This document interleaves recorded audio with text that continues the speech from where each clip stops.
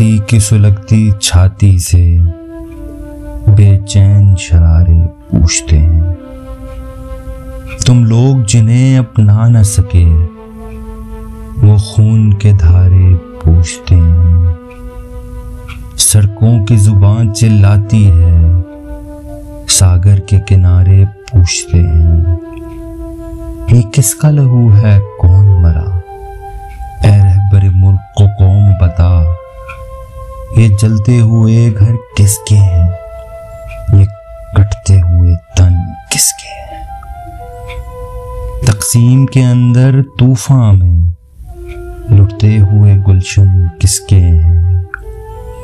بدبخت فضائیں کس کی ہیں، برباد نشیمن کس کے ہیں۔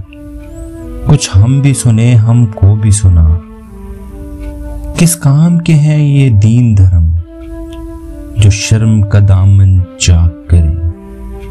کس طرح کے ہیں یہ دیش بھگت جو بستے گھروں کو خاک کریں۔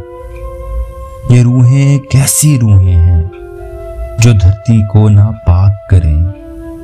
آنکھیں تو اٹھا، نظریں تو ملا، جس رام کے نام پہ خون بہے اس رام کی عزت کیا ہوگی۔